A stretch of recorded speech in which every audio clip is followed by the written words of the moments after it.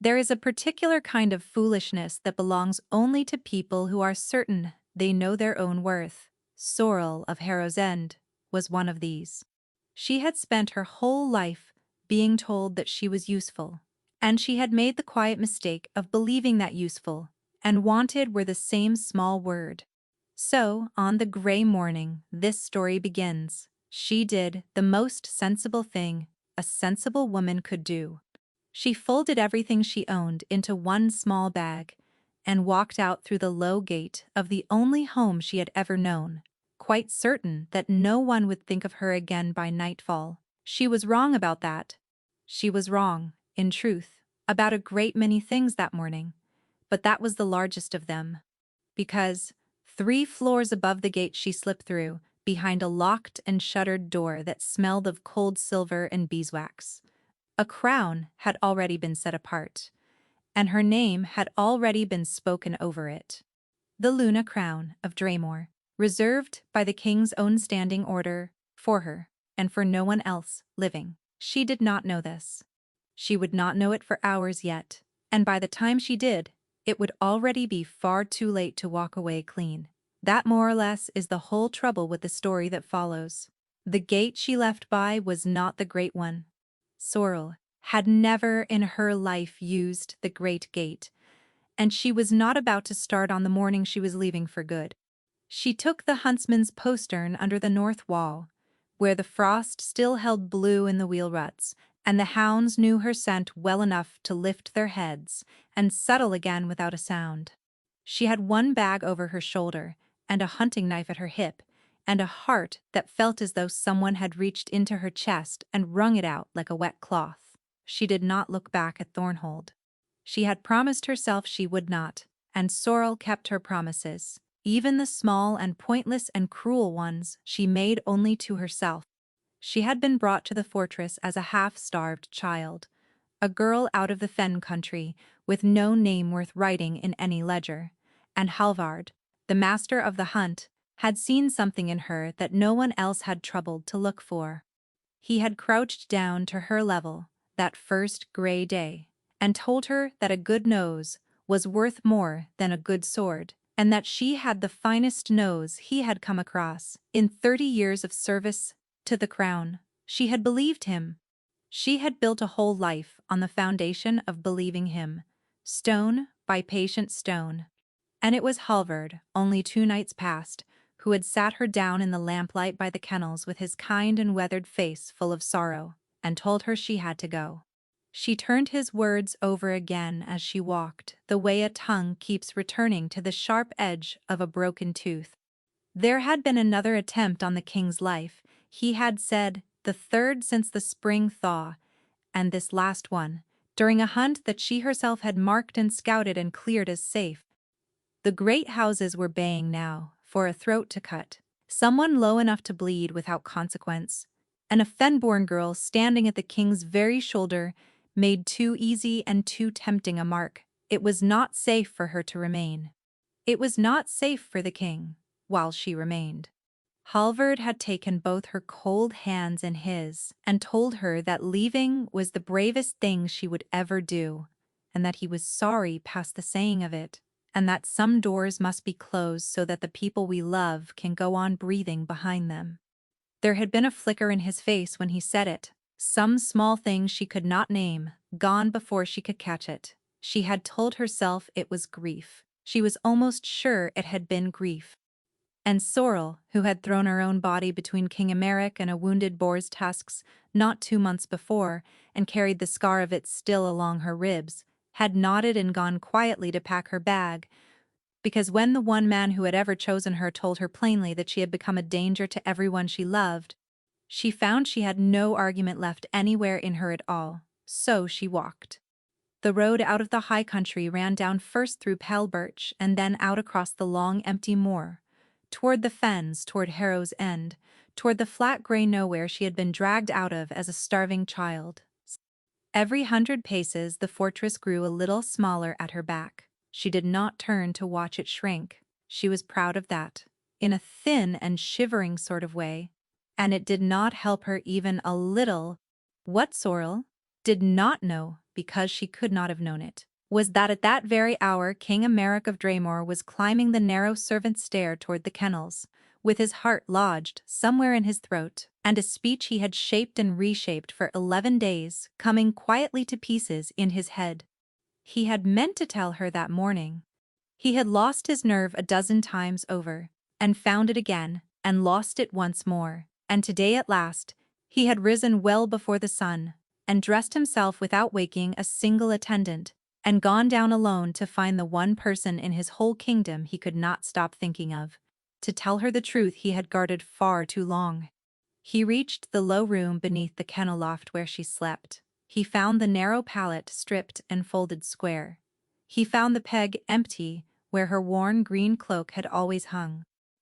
And he found, set carefully on the cold stone sill, the small carved fox she kept there, the one he had watched her turn over and over between her fingers on the freezing night watches when she thought no one was looking. She had left it behind, deliberately placed, just so, the way a person leaves a thing when she has decided, once and finally, that she no longer holds any right to it. And King Emeric of Draymore stood in that cold and empty little room with the reserved crown locked in the dark 3 floors above his bowed head, and understood far too late and all at once exactly what his long silence had cost them both. The Moor did not care in the slightest that Sorrel's chest ached. That was the great mercy of open country, and the only comfort it offered. It asked nothing of a person, and it gave nothing back. And after an hour of steady walking, she had settled into the long swinging stride of someone who had crossed hard ground her whole life and knew how to spend her strength the way a careful woman counts out coins she cannot spare. The wind came off the high fells at her back and pushed her onward, cold and clean and smelling of wet heather and old snow, and she let it carry her, and tried, without much success, to think about nothing at all. She took stock of the bag as she went, because taking stock was a thing she knew how to do, and grief was a thing she stubbornly did not. Inside it, she had a spare shirt gone soft with washing, a flint and a good steel, a fold of waxed cloth wrapped around a heel of black bread, and a hard wedge of white cheese, a tight coil of snare wire worth more than everything else together. And the map she had inked herself across 2 winters of every road and deer path and hidden ford between the high country and the distant sea. She had her knife, honest and sharp. She had 4 copper bits, and 1 worn silver, 1 knotted into the hem of her shirt. She had, she told herself, firmly and more than once, everything a person needed to begin again. And if her throat kept closing on the thought, like a snare drawing tight, well, there was no one at all, on the whole empty moor, to see her face, and that, too, was a kind of mercy. She had gone perhaps 2 leagues, the sun, a pale coin behind thinning cloud, when the wind swung around into the north, and brought her the one thing that stopped her stone still in the middle of the road: horses. A good many of them, ridden hard and lathered, and threaded beneath the leather and the horse sweat and the churned peat, faint and bitter and unmistakable, on the very back of the wind. The particular cold tang of oiled steel carried by men who fully expected to draw it before the day was done.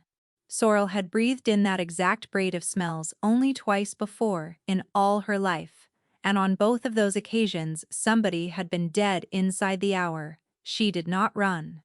Running was what frightened animals did, and frightened animals, she had learned before she had learned her letters, were precisely the ones that ended up in the snare. She turned instead, slow and deliberate, the way Halvard had drilled into her 10,000 times, and she read the land around her, the way another woman might read a beloved and familiar face. Behind her the moor ran flat and cropped and open, offering no cover worth the name for a good half-league, and the birch wood that might have hidden her lay well back the way she had come, with the riders plainly strung across the ground between. Ahead of her, the earth broke and tumbled down toward a river. She could hear, now, but not yet see, a fast brown fen river running high and loud with all the melt of the thaw. and away to her right hand lay a fold of dead ground. A shallow, twisting gully choked thick with old gorse, the kind of broken seam in the land where a clever soul on foot might, with luck and nerve, shake a mounted man clean off her trail. She went right. She went fast and low and silent, keeping the tall gorse always between her own body and the growing thunder of hooves, moving from dead ground to dead ground the way water finds the cracks in stone, and for a few bright and hammering breaths she let herself believe she might slip the whole net and vanish, because slipping unseen through wild country was the one thing in all the world she had ever been better at than anyone else alive. Then the gully ended. It simply gave out beneath her boots without warning, spilling her stumbling onto the raw lip of the riverbank, and the water below churned too high and too fast and too killing cold to so much as think of crossing. When she spun on her heel to double back the way she had come, the first of the riders was already breaking over the rise above her, a black shape hard against the white glare of the morning sky, and then a second beside him, and then a whole ragged, spreading line of them, reining their blowing horses in hard and fanning wide, with the ease of long practice, to pen her against the drop and the roaring water. Sorrel put her back to the river and drew her knife. If this was the place where it ended, then whoever had been sent to make a fen girl quietly disappear was going to carry the memory of the cost of it for the rest of their days. She counted the dark shapes ranged against the sky. 9 riders, 9 armed and mounted men, and 1 woman with a single hunting knife and a drowning river at her heels. The nearest of them swung down out of the saddle before his horse had fully halted, boots skidding in the wet peat, and his gloved hand dropped to the hilt at his hip.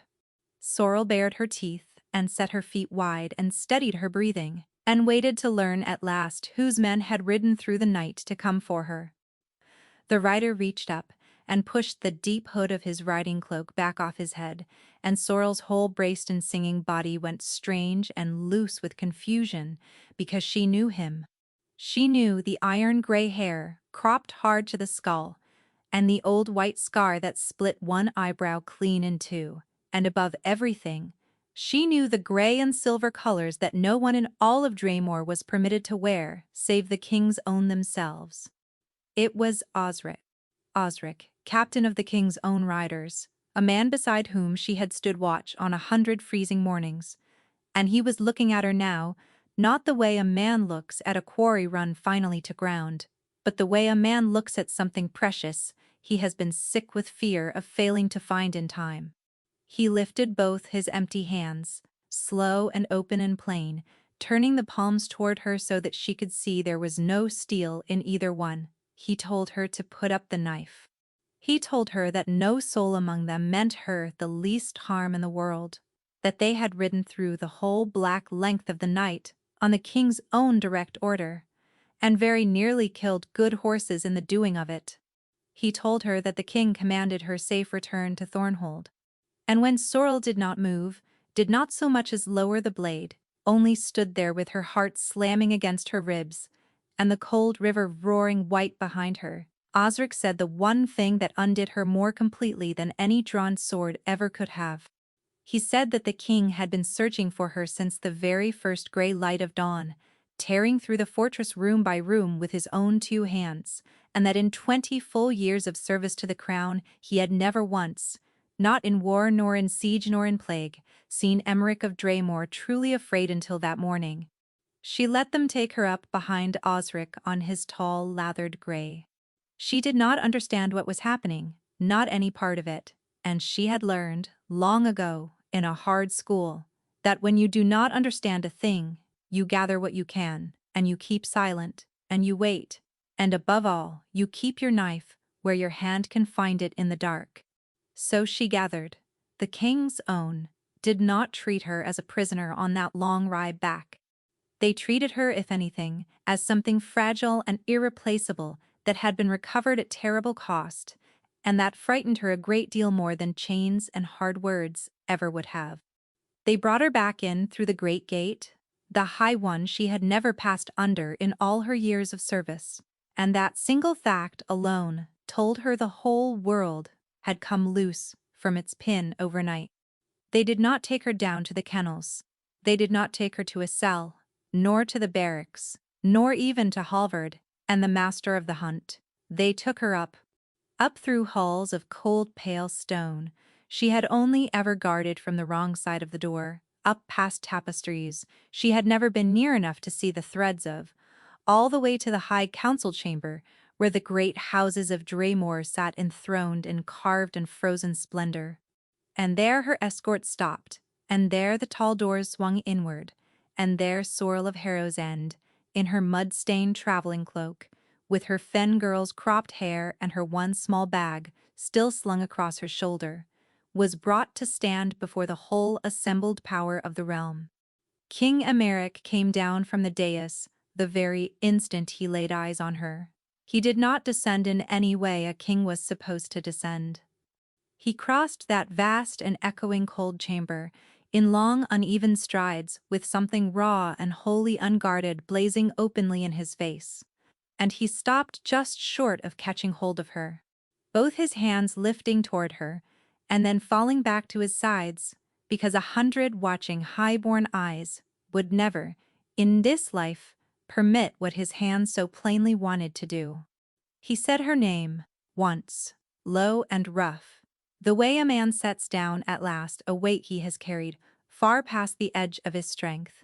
Then he turned to face the room, and he told them. He told the gathered great houses of Draymore that the Luna crown had stood reserved and set apart these 3 months past. He told them that the choosing of a Luna belonged to the king alone, answerable to the moon above and to no council of anxious men below. He told them that his choice was made, had long since been made in the quiet of his own heart, and that she was standing here before them all in this very hour. And into the ringing, reeling, disbelieving silence that came crashing down after his words, Emeric of Draymore looked steadily at a low-born tracker in a muddy traveling cloak and named her, before every lord and lady of the realm, the intended Luna of Draymore. The chamber tore itself apart on the instant. Sorrel heard the word, impossible, flung down hard like a challenge glove upon stone. She heard the scrape and clamor of a dozen high-born voices rising as one in outrage and disbelief. And riding clean above all of it, she heard a single cold, clear voice she would come in time to know entirely too well. Lady Rosamond of House Fandry rose from her seat in a slow fall of dove-gray silk, beautiful and furious, and yet perfectly terribly composed, and she asked the king, with exquisite courtesy, whether the sacred moon had truly reached down and chosen a kennel girl to wear the Luna crown, or whether his majesty had simply at long last grown weary of being told the word no. But Sorrel, in the end, heard almost none of what followed, because her whole racing mind had drawn itself down to a single, hard, bright point of certainty that would not loosen its grip on her. She felt no bond. She felt nothing whatsoever of what the old songs and the older tales had promised a chosen Luna was meant to feel in the presence of her king. No pull low in the belly, no answering warmth, no bright thread drawn taut and singing between her heart and the heart of the man who stood before her, claiming her in front of the world. She looked at King Emeric with his beautiful and ruined and desperate face, and his crown reserved for her in the locked and shuttered dark. And where the tales swore she should have found fate itself waiting, she found instead only a cold and terrible question with no bottom to it. He did not love her. She was as certain of that as she was of her own 2 hands. So the crown he had reserved was not a gift, and it had never been a gift, it was a use. And Sorrel, who had been told with great warmth and great frequency for 20 long years exactly how very useful she was, stood there in the smoking wreck of everything she had ever understood about her own small life, and thought, with a huntswoman's clean and pitiless clarity, that the only thing left in all the world, worth the trouble of learning now, was what a king could possibly need, so badly, so desperately, that he would set fire to his own kingdom, simply to keep one fen-born girl close enough to reach.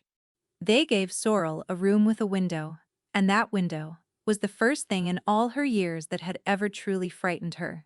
A kennel girl slept where she was told, in the warm dark, among the hounds, and no one ever wasted good glass on her. Now she had a bed she could have fit 3 of herself into, and a fire, laid by hands that were not her own, and a window of real leaded glass that looked out across the whole cold sweep of the wolfswood, and she stood in the middle of all of it, like a snared thing waiting for the trap to finish closing. They dressed her. They tried to. A pair of pale, silent women came with gray silk and soft slippers, and a comb of carved bone, and Sora let them work, until she caught her own reflection in the dark glass, and did not know the woman looking back at her. Then she thanked them quite politely, and took the comb from the smaller one's hand, and asked to be left alone, and something in her voice sent them out quickly and without a word of argument. She sat by the fire in the borrowed silk, with her knife laid across her knees, and she waited, because waiting was the one weapon she still fully trusted, and she was very good at it. The court had made its judgment of her within the hour, and it had not troubled to lower its voice in the doing of it. She had heard the words follow her down every corridor: kennel girl, fen-born, the king's madness. She had guarded these people for years and been furniture to them, and now that she wore their silk, they looked at her the way they might look at a hound that had climbed up into a chair, with a distaste that was almost fear. She preferred their contempt to their courtesy. Contempt, at least, was honest, and Sorrel had built her whole life on knowing exactly where she stood. The king came for her after the moon had risen. He came himself, with no herald and no guard, and he did not knock so much as lean into the doorway as though he had walked a very long way to arrive at exactly that spot. He had put off the heavy furs of the council chamber. In plain dark wool, with the firelight moving on him, he looked less like the portrait on the coins she had once counted, and more like a tired young man who had not slept in some days, which she supposed was a good deal nearer the truth of him. He looked at her in the gray silk and something crossed his face, quick and unguarded and gone again before she could name it, and he mastered it. He asked her if she would walk with him, not as a command, as a question which no man of his rank had any earthly need to ask, and it was the asking, in the end, that made her rise. He took her out of the fortress, by a low door she had not known existed, down a narrow stair cut into the living rock, and out into the wolf's wood, under a hard, bright scatter of stars. The cold closed over them, clean and total, smelling of pine and frost and the deep green dark, and Sorrel felt her shoulders come down at last from around her ears, for the first time since the riders had cornered her at the river. Out here there were no watching eyes and no whispering court. Out here she knew the ground under her feet better than any king alive, and the knowing steadied her. For a while, neither of them spoke. Then the king said without looking at her, that he supposed she thought him a fool, and that she was very likely right too.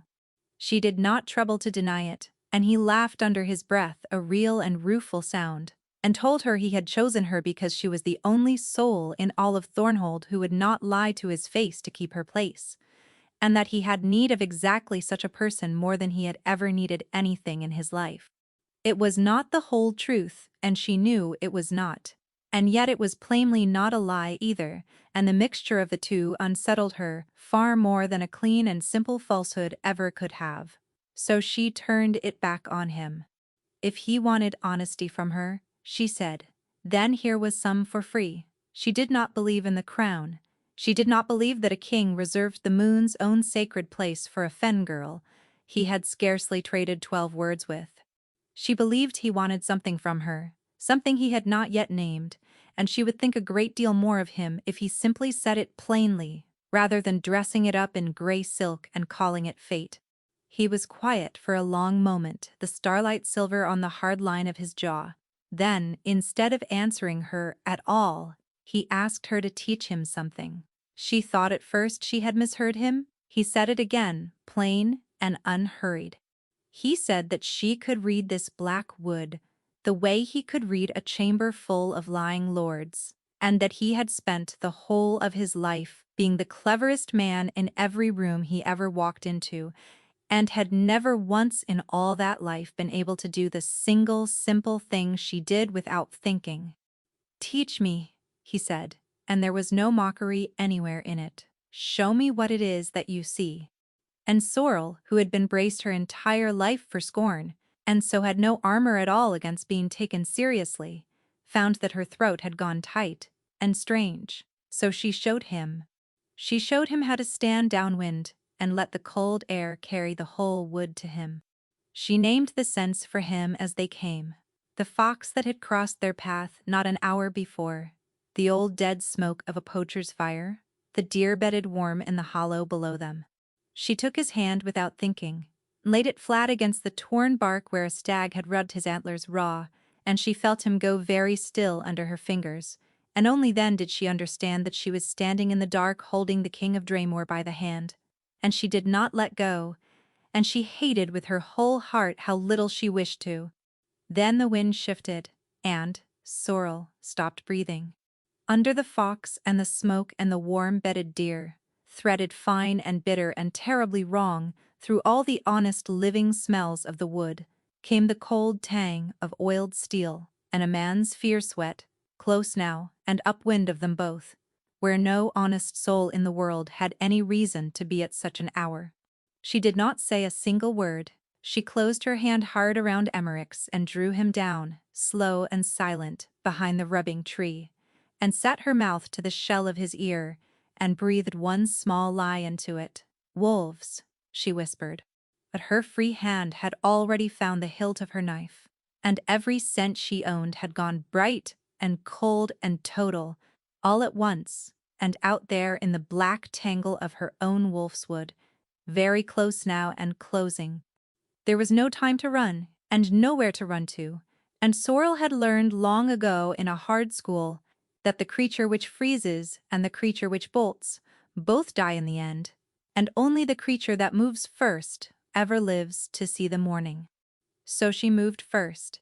She heard the small wet click of a crossbow's catch a half-breath before anything else reached her, and she did not stop to think.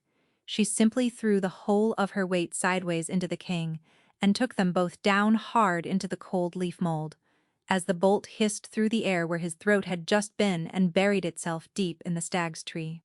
With a sound like an axe biting green wood, Emmerich grunted beneath her. She was already up on one knee with the knife out, hauling him with her deeper into the black under the pines, because the one true advantage she held was that these men had come to hunt in her country, in her dark, and no living soul hunted better in that dark than she did.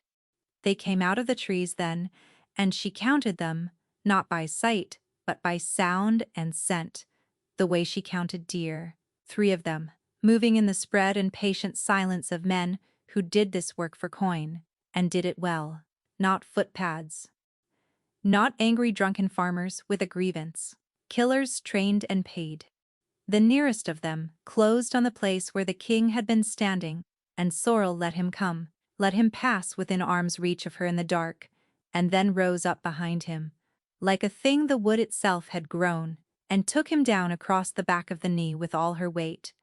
And by the time he fell, she was already gone, from that place, pulling the king farther in among the trees. "Stay low," she breathed against his cheek. "Stay behind me, and make no sound." He did not do a single one of those things. What the king did instead, as the second man found them in the dark and lunged in low and fast, was catch the man's knife wrist clean out of the air in one hand, with a speed and a raw grinding strength that shocked her even then. Alpha strength, wolf strength, the thing the old songs promised and the soft court dressed up in silk and never truly saw.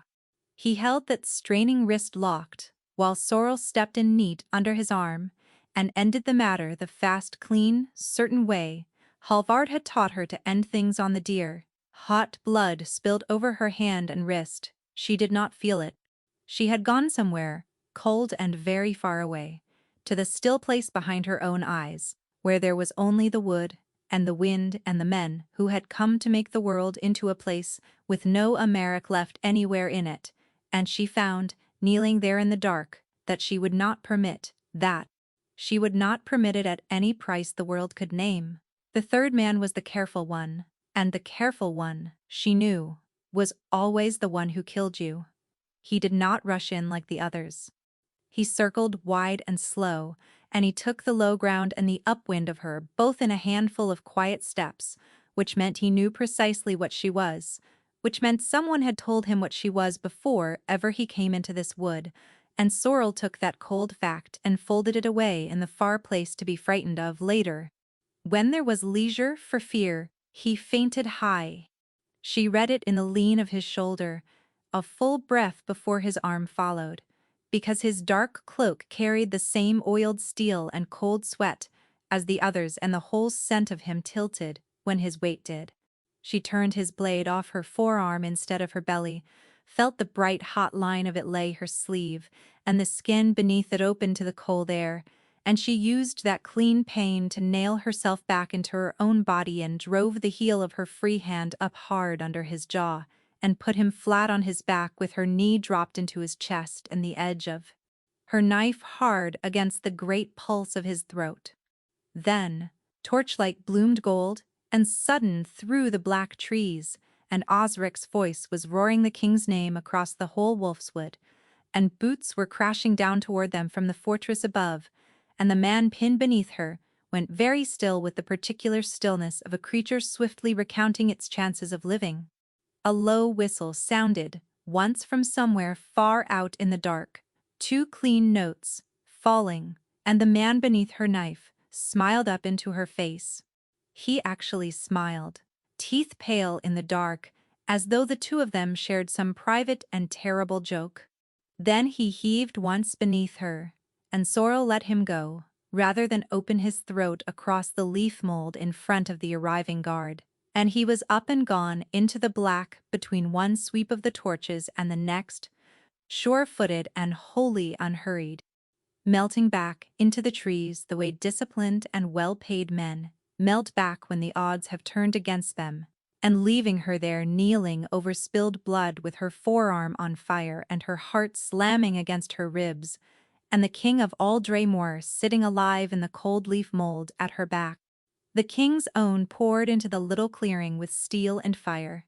Osric was white to the very lips at the sight of the dead men and the blood and his king upon the ground, and Sorrel, still down on one knee and still shaking with the cold clean rage that had carried her through it, turned at last to look at Emmerich, and what she found in his face stopped the breath dead in her throat. He was not afraid. That was the thing of it. He was not even surprised. He sat there in the leaf mold among the dead men. His intended Luna had just made of his killers, with the torchlight washing gold across his beautiful and perfectly still face. And he wore the expression of a man quietly confirming a thing he had already known and dreaded for a long and weary while. He lifted his eyes and met hers, and in the half-breath, before he remembered to rearrange his features into whatever a normal man ought to wear after nearly dying in the dark, Sorrel saw the whole plain truth of him laid bare, and understood cold to her bones that this had not been the first time by any means, and that it would not be the last, and that the king of Draymore had known these men were coming for him into the wood this night, and had walked out into that dark with her at his side, regardless. After that night in the wolfswood, Sorrel stopped pretending, even to herself, that she was only biding her time until a chance came to slip away. She told herself it was for the mystery of the thing. Someone wanted Emmerich of Draymore dead, wanted it badly and patiently and with coin enough to buy careful, silent, well-trained men. And every hard instinct the wolfswood had ever ground into her bones said that a threat you cannot understand is precisely the threat that kills you in the end. So she stayed, and she watched, and she gathered, the way she had always gathered. She learned the fortress now from the inside, not as a girl who guarded its cold doors, but as a woman with the free run of it. She read the coming and the going of the great houses and their sleek retainers. She marked who flinched when the king laughed too loud, and who laughed a half-beat too late to be sincere. She built her case the slow, patient way. She built a track across broken, frozen ground. One certain print set down after another. The trouble, the whole entire trouble, was the king himself, who simply would not be tracked.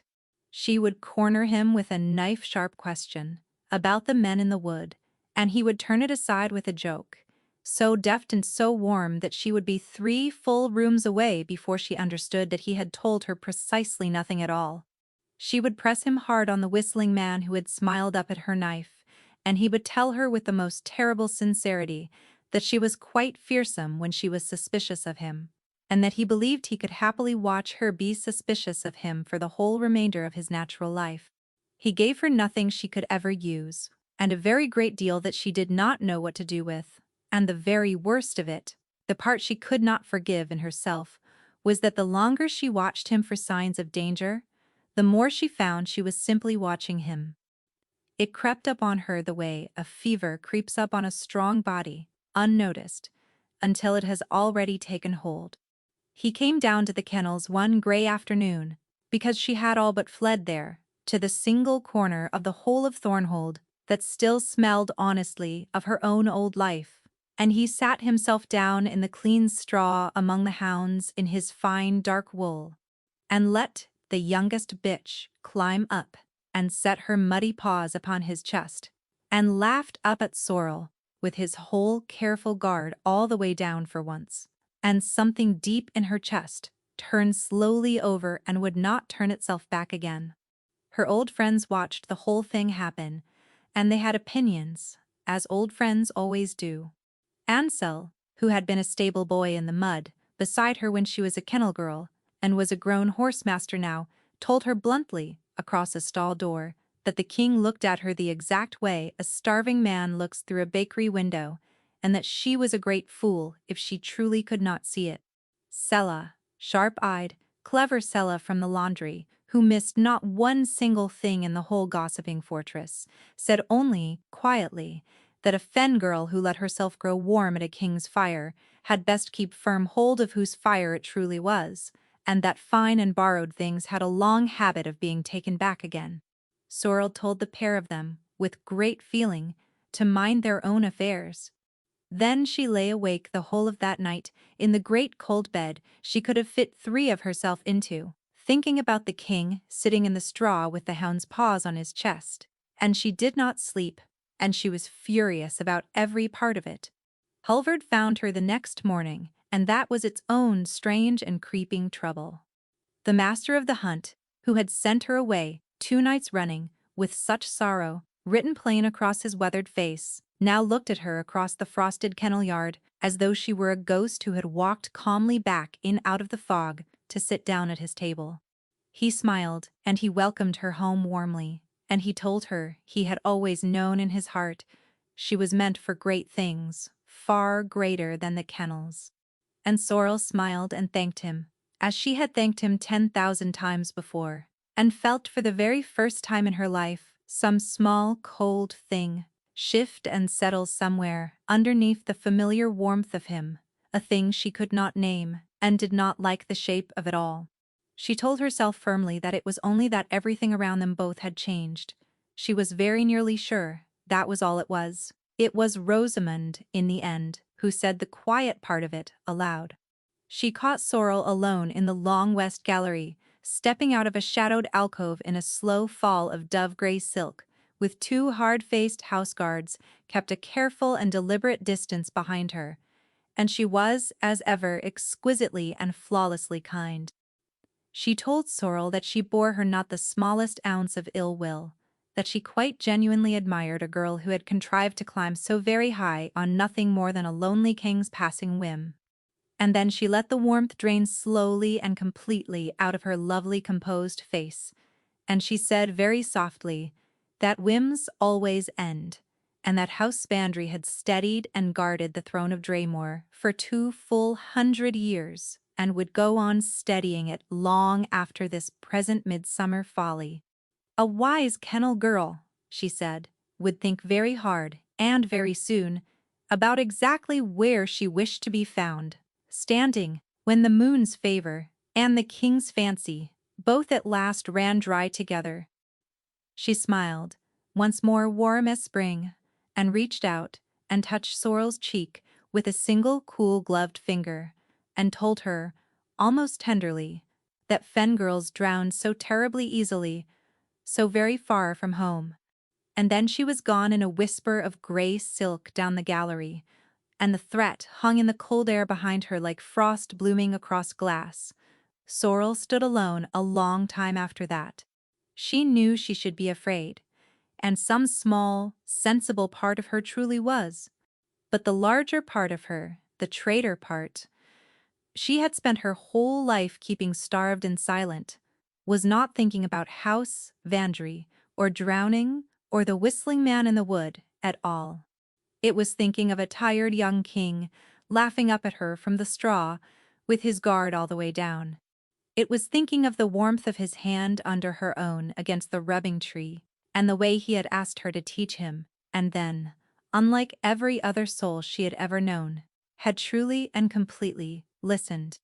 And standing there alone in the cold, with a high-born woman's soft threat still ringing in her ears, Sorrel finally stopped lying to herself and admitted the one single thing she had sworn on her own life she never would. She did not want to leave him. She wanted him. Gods above help her, she wanted him. And wanting a thing she could never hope to keep was the one deadly danger that all her years in the wolf's wood had never once taught her how to survive. The cut on her forearm would not let her forget the wood. It was a clean wound and it was healing well, but it pulled when she reached, and every time it pulled she was back among the pines, with a paid man smiling up at her in the dark, and the king sitting alive and unsurprised in the leaf mold behind her. 3 days had passed since then, and in all 3 the king had not once spoken to her of the wood, nor of the dead men, nor of the smiling one who had gotten clean away. The not speaking of it sat between them like a third person in every room they shared, and she was tired, and her guard was worn thin, and that was the state he found her in. She was rebinding it herself late that night, alone in the tower room, by the low fire, teeth set against the sting. When the knock came, she knew his tread on the stair by now. She told him to enter, because there seemed no longer any point in pretending she would ever tell him not to. He came in and saw her there, with the bloodied strip of linen and the half-wound bandage, and something went out of him all at once, all the easy court grace.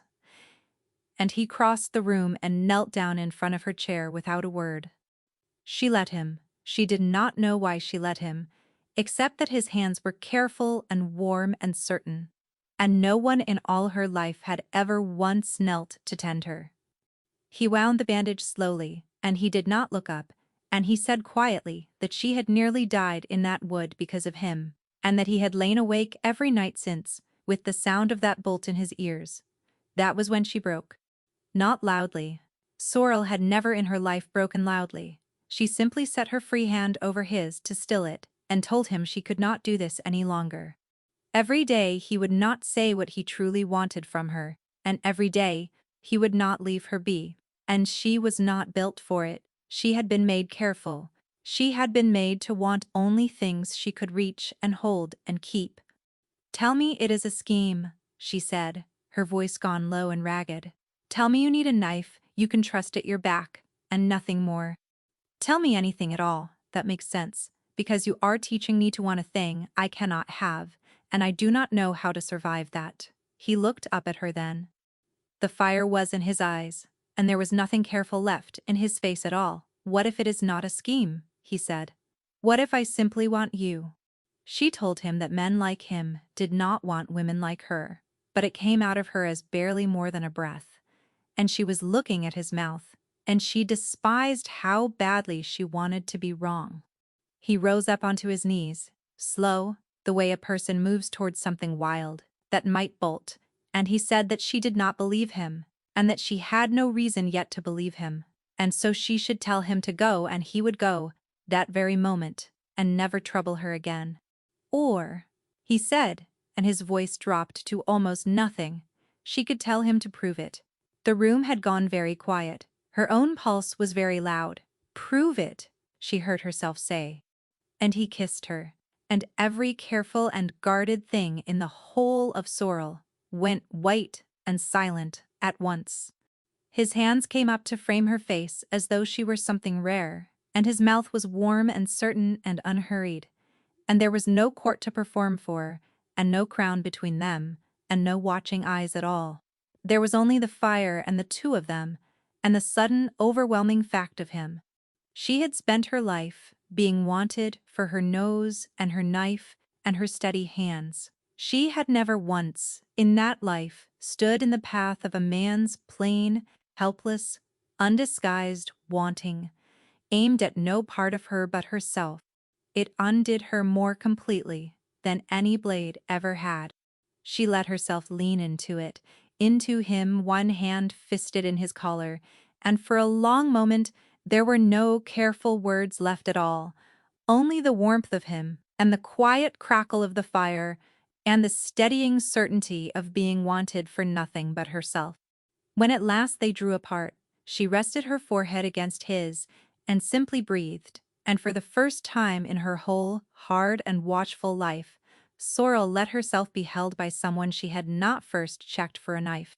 Long after, sitting with him in the low firelight, with her head against his shoulder, and his arms settled certain around her, she let herself, just for that little while, be happy, which was a thing she had almost no practice at. That was when her nose, which never slept, caught the wrong thing. Beneath the warm, familiar scent of him, beneath wood smoke and clean sweat and her own skin, there was something else clinging to his hair and his hands. Old ink, sealing wax gone cold, the dry mineral breath of a room that is kept locked and unaired. She knew that smell. It was the smell of the muniment room where the old records slept, 3 turns of the stair below the master of the hunt's own door, and there was no reason in the world for a man to carry it to her bed at this hour, unless he had been down in the dark, going quietly through papers. She turned the smell over and over in the dark, the way she turned a strange track in her hands, and every way she turned it, the answer came out the same.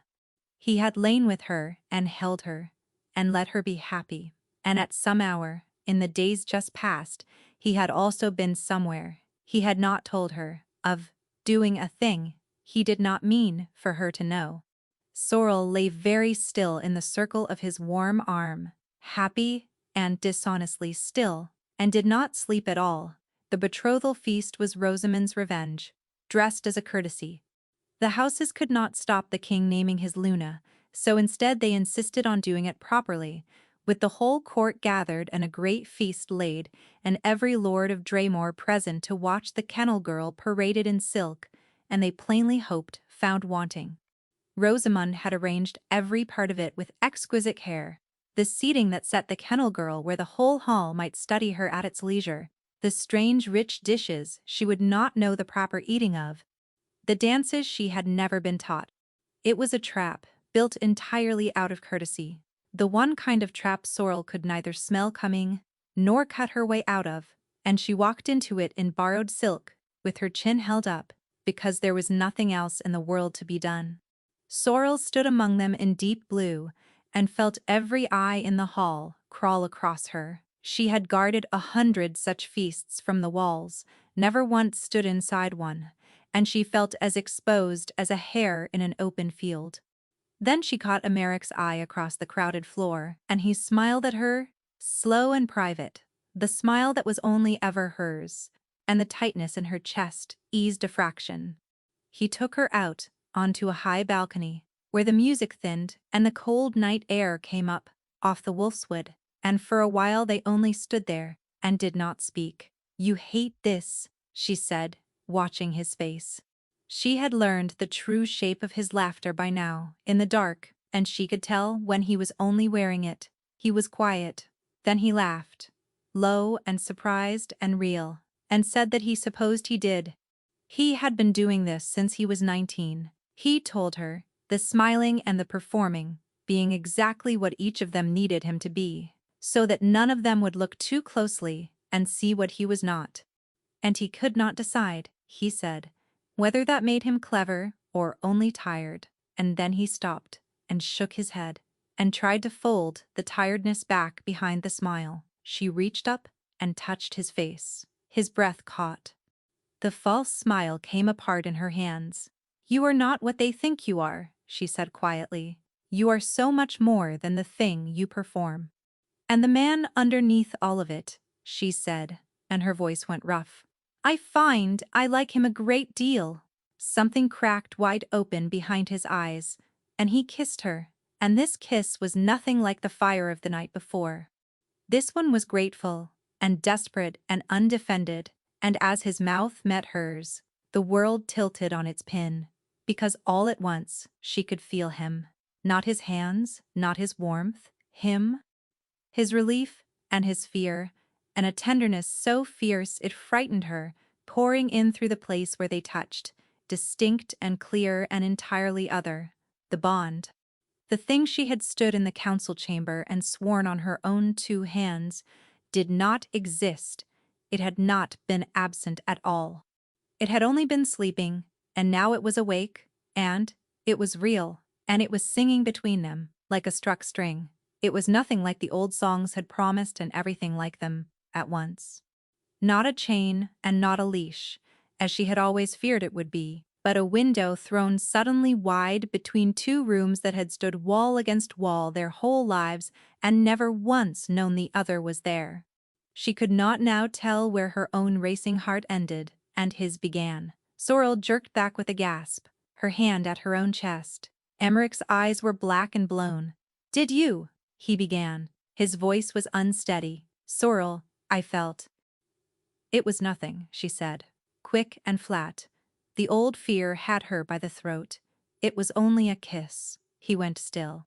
"Only a kiss," he repeated, and the light behind his eyes guttered and drew back, and his whole face closed over careful and distant, the way it did when he was hurt and would not show it, and she hated herself, and she could not take it back. A servant came out onto the balcony, then with a silver tray and 2 cups of wine dark as old blood in the moonlight, and murmured for their majesties, and offered it up. Emmerich, wounded and distracted, reached for the nearer cup, and Sorrel's whole nose flared white with warning before her mind had caught up at all. She did not think. Her hand shot out and struck the cup from his fingers, and it burst on the stone. "Do not," she said, in a voice that did not sound like her own, and her hand had closed hard around his wrist. "Do not touch it." She was already down in a crouch over the shattered glass, breathing in the spreading wine. Under the fruit and the oak, sharp and green and unmistakable, the smell of a thing that grew in shadowed places and stopped a strong heart cold. She looked up at him. "This was meant to kill you," she said. "Tonight. In your own hall." The color drained out of his face, but not the way a frightened man's does. He gripped her wrist and told her, low and hard, that she would say nothing, not to Osric, not to the guard, not to a living soul. There were 3 great houses in that hall tonight, whose loyalty hung by a thread, he said, and a whisper that the king had been poisoned at his own betrothal would snap every one of them, and there would be war in the streets of Draymore before the moon set. She stared at him. So he would smile, he said, and drink from another cup, and dance, and let no one see. He was asking her to trust him and to let him handle it his own way, and she looked at his closed, hurt face, and heard herself promise that she would, and knew as she said it that she was lying. She gave him a slow count of 30. Then she followed him. He did not go back to the feast. She tracked him, the way she tracked everything, by the scent of him fading down cold corridors, down and down, past the guttered torches, until his trail turned in at a low iron-bound door. She knew far too well. It was the easiest track she had ever cut, and the last one she wished to follow. His scent lay clear as a line of paint down the empty stairs, and under all her fear, she noted, the way she always helplessly noted, that he had gone quickly and alone, and had not once doubled back or hesitated, which was the walk of a man going straight to a place he had been many times before. The muniment room, the locked room whose dry dead air she had smelled on his hands in her own bed. She stood in the black corridor a long moment and could not make her legs obey her. Then she crossed to the door and opened it without a sound. Emmerich stood behind the old records table with a sheaf of loose papers in one hand and a single candle burning low beside him, and for one long, breathless moment, neither of them moved at all. He looked up and found her in the doorway, and every mask he owned fell away, and what was left was something she had never once seen on him. He looked afraid. "Sorrel," he said, very quietly, very carefully. "This is not what it appears to be." He never faltered. That was the thing she knew about him better than anyone. Emmerich of Draymore always had the answer ready before you had finished shaping the question. But now, he stood behind the old table with the candle guttering and the papers in his hand, and he faltered, and her stomach dropped through the floor. "Someone tried to stop your heart tonight," she said. "You told me to breathe, not a word of it. And then you come straight down here in the dark to go through the oldest sealed records in the fortress. So tell me," she said, and her voice had gone thin and terrible. "All of it. Now." He set the papers down on the table, slowly, the way a man lays down a weapon. He told her he had been investigating Halvard. The words would not resolve into sense. They were only sounds. "Halvard," he said again, gentle and awful, "the master of the hunt, the man who raised you," and he began to lay it out, quiet and remorseless, each stone set into place. The coin meant for the guard, bled off for years into the coffers of House Vandry. The supplies that never arrived. The contradictory orders she and every soldier under her had cursed and untangled and blamed on carelessness, deliberate, every one. He named the sums for her, and the dates and where the coin had run to, quiet and exact. A man who had carried the whole weight of it alone for a long while and rehearsed it only ever to himself. The East Fen levy, raised in good silver and never once spent upon the fen. The winter grain that left the stores in full, heaped carts, and arrived somehow at the barracks as half, small enough, taken one at a time, to pass for ordinary carelessness, set end to end across the years, a whole slow river of stolen coin, with only one place in all the realm it could be running to. And the men who kept coming for the king in the dark, she said, because she could see the shape of it now rising up out of the water, carrying whose silver, she said. He did not answer. He did not need to. The floor went out from under her. "No," she said. He came around the table toward her, careful, slow. "Not Halvard. He would not. You do not know him. He is the one thing."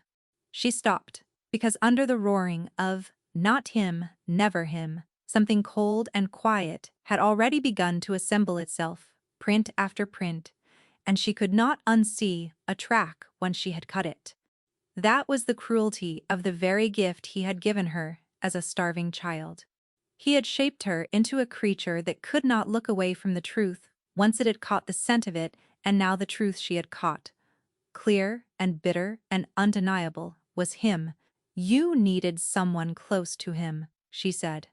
"Someone he trusted all the way to the bone, someone whose nose could follow a thing no ledger could prove." He said nothing. He held her eyes and did not deny it. "Say I am wrong," she whispered. "Say it." He looked at her for a long moment, and he tried to find the words, and he did not say she was wrong. "That is why the crown was reserved," she said, and the words cracked straight down the middle, "before I ever knew a thing about it. You did not choose me. You chose the one creature in all of Draymore who could smell out your traitor, and who that traitor would never think to guard against, because he had raised her himself and was certain he owned her. You reserved the moon's own crown for a fen girl because you needed her. And when Halvard grew frightened of my nose and sent me away, you sent 9 riders to drag me back to it. Not all of it," he said, and his voice had roughened raw. "Sorrel," he said, and stopped himself. "I will not pretend to you that it did not begin as need, but it stopped being only need. It stopped being that, weeks ago, and you know it. You felt it, on the balcony, tonight. You felt exactly how much it stopped being. Why did you not simply tell me?" she said, and it came out of her as a plea. "If you knew, if you had known all along, why not tell me, and let me choose to help you with open eyes?" "Because I did not think you would believe me," he said, and the truth of it was, bare and terrible in his mouth. "He raised you out of the mud. He is your whole life. I thought that if I told you the man who saved you was killing me, you would hear only that the king wished to be rid of an old rival, and you would run straight to Halvard with it, and I would lose you and my life both in a single night. So I said nothing. I kept you close, and I said nothing, and I told myself I would find the proof first and tell you after, and that was a coward's bargain, and I have hated myself for it every single day." He had crossed the room to her while he spoke, and he stood close now, close enough to reach, and he did not reach for her, because he had learned that much at the least. His hands stayed open at his sides. He let her have the whole width of her fury, and did not once try to talk her gently out of the feeling of it, which was, she would think later, the first truly kingly thing she had ever watched him do. It was a good answer. That was the worst of it. It was a good and honest answer, and she hated that too. She stood in the muniment room with her whole understanding of her own life coming apart in the candlelight, the crown a use, the rescue a use, the reserved throne itself. Only a clever hand closing around the one tool, sharp enough to cut his enemy. She thought of a starving child and a kind man, crouching down to her level and telling her that a good nose was worth more than a good sword. She had never wondered why he had wanted it so badly. Sorrel turned for the door. "Sorrel," he said, and his voice broke on it. "Please. There is a poisoner loose in this fortress, and 3 houses ready to burn, and he stopped himself, and made better words, worse words. "I need you." And there it was, even now, even with her whole heart in pieces on the muniment floor. Not "I am sorry," not "I cannot lose you, I need you." She looked back at him once, at his ruined, undefended face, and then she walked out into the dark of the corridor and did not answer him at all. The corridor did not stay empty long. She had gone perhaps 20 paces into the dark, blind with it, when a shape detached itself from the deeper black beside the old armory door, and Halvard was there, as though he had been waiting, as though he had known exactly which way her ruin would drive her. And before she could think better of it, she went toward him, because he had pulled her out of the fen mud when she was a starving child, and made her into someone who could stand, and she was not standing well just then. His hands came down warm and steadying on her shoulders. "Child," he said, "you are white as bone. What has he done to you?"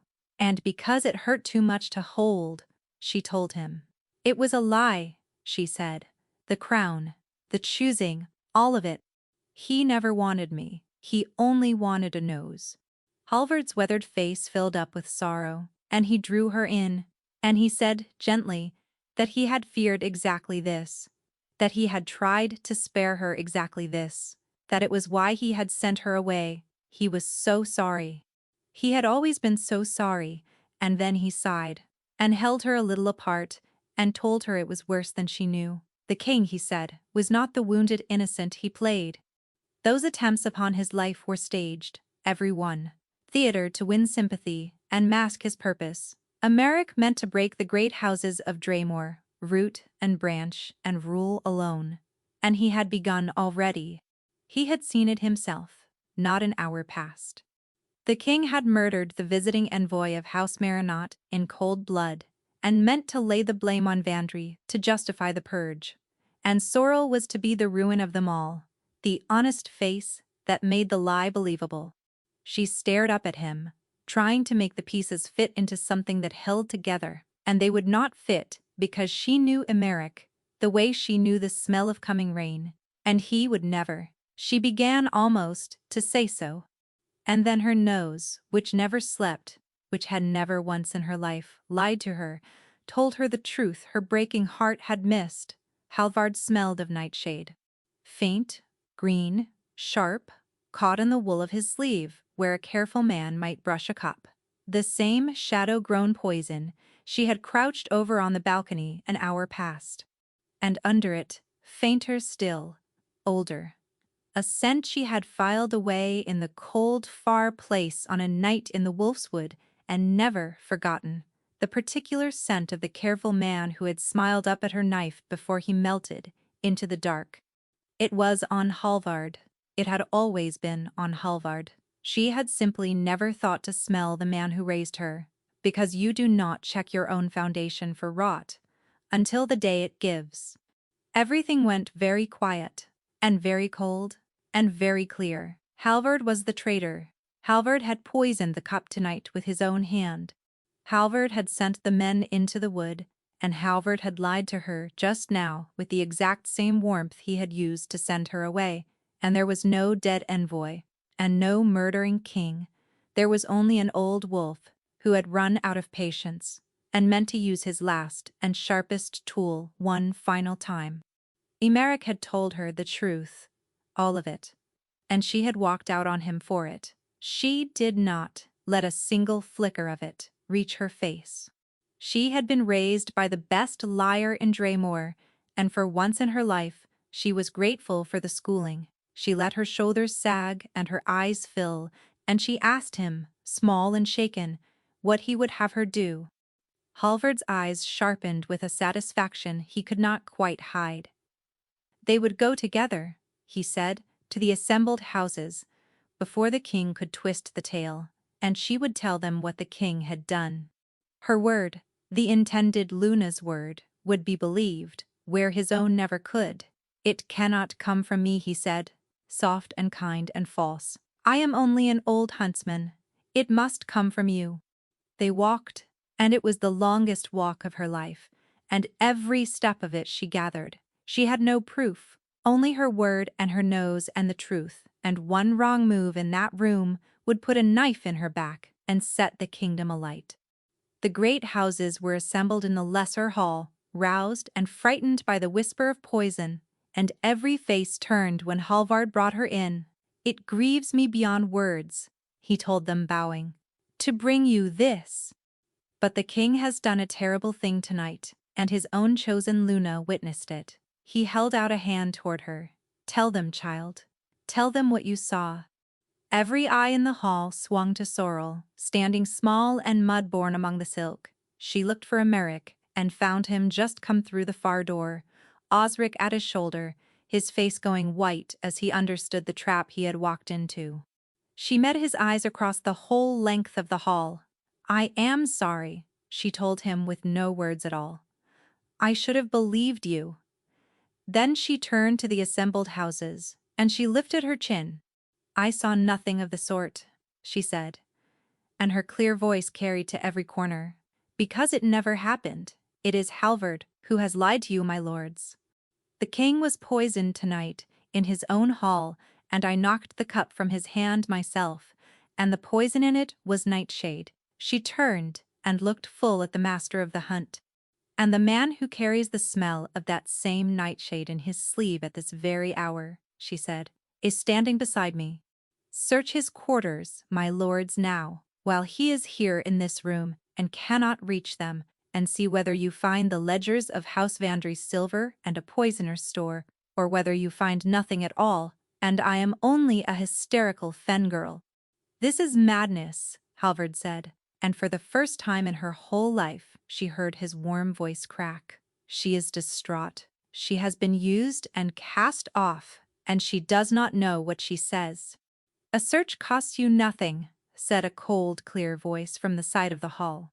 And Sorrel turned in astonishment to find Rosamund of House Vandry, risen from her seat, watching Halvard with a still and terrible calculation, a woman recognizing the exact moment a sinking man reaches for her ankle. The houses murmured and hardened, and guards moved toward the door, And Halvard's kind and weathered face came apart at last into the thing that had always been living underneath it. He ran. He came straight at Sorrel, with a thin blade sliding from his sleeve, because she was the proof and the ruin and the daughter who had turned on him all at once. But this, of everything in the whole long night, was the one thing she truly knew how to do. She turned into him, caught the knife arm at the wrist, and used his own lunging weight against him the way he himself had drilled into her 10,000 times, and put the master of the Hunt of Draymore face down on the cold stone with her knee set hard between his shoulders. She leaned down close to his ear so that only he would hear it. "You taught me to follow a lie all the way home to its den," she said, very softly. "You should not have left your own scent on the door." Then the guards had him, and hauled him up, and dragged him out, and it was done. And the search of his quarters turned up the ledgers of House Vandry's silver plane for every lord, so that Rosamund, who had bought her survival by burning her creature an hour before, learned that a house which pays for poison does not walk away clean, and paid in lands and titles and the long distrust of the realm. They offered her the crown, after, the true crown, freely, with the houses looking on, and the traitor in a cell beneath the old fort and the king's own hand held out to her. And Sorrel of Harrow's End, who had wanted exactly this without ever letting herself know she wanted it, looked at that held-out hand and said no, she could not do it. Every part of her that had ever been a fangirl waiting for the fine thing to be taken back stood up in her and refused. He had told her the truth in the end, and she believed it. And she believed he loved her, and none of it changed the cold fact that it had begun as a use. That she had been chosen the way you choose a good knife, and a bond between two souls could not simply undo the knowing of that. She told him she was glad he was alive. She told him he would be a very good king. And then she told him that she could not trust the beginning of them. And she did not know if she ever would. And she watched him understand that he had broken a thing that might not mend. She did not leave Thornhold. There was nowhere she wished to be, but there, which was its own cruelty. They made her master of the hunt in the end, in the empty place the traitor had left, and she was good at it, better than good, and the guard that Halvard had let rot for years came clean and sharp under her hand. She kept the bond shut. A bond left open deepens, and a bond that deepens sets, and so she kept hers closed and starved, and hoped it would wither, and let her go. It did not wither. Every night, the warm, patient thread of him stayed exactly where it was under her ribs, refusing to fade.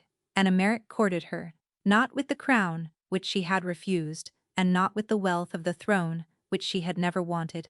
He courted her the only way that was left to a man who had spent her trust before he earned it, which was slowly and honestly and without any expectation of return. In the first month, he sent no gifts at all, only came to the kennels in the gray afternoons, and sat in the straw and asked her true questions about the guard, and listened to her true answers. In the second month, when a border dispute in the fens threatened to burn, he came to her not as a suppliant, but as a king who needed his master of the hunt, and they worked side by side over the maps until dawn, and neither of them spoke of the bond, and both of them felt it. In the third month, he began, quietly, to give the great houses back the small dignities his fear had stripped from them, until even Rosamund of House Vandry allowed in public that the boy king was becoming something the realm could be proud of. He never once asked her to open the bond. That was how she knew, in the end, that he had truly changed. The old Emeric had reserved a crown without asking. This one only waited and left the doors standing open, and never put so much as a foot across it. It was Sorrel who finally could not bear it. One gray dawn, near the turning of the year, she packed a small bag. The same small bag, or one very like it, a spare shirt, and a flint and a fold of bread, everything a fen girl needs. She told herself she was going back to Harrow's End to think, to put cold country between herself and the thread under her ribs, and decide, once and for all, whether she was a woman who could forgive a beginning she had not chosen. She went down through the sleeping fortress and out to the huntsman's postern under the north wall, the low gate she had left by once before, believing no one would notice she was gone. He was waiting at the gate. Emeric stood in the blue frost of the dawn, in plain dark wool, with no crown and no guard and no herald, and over his own shoulder there was a small bag no larger than hers. She stopped dead in the frozen ruts. He said he had heard she meant to leave, and that he would not stop her, not this time, not ever again. But if she was going, he said, then he was going too. The crown he could set down. The throne would find another to sit in it, a council to steady it, a worthy cousin to wear it.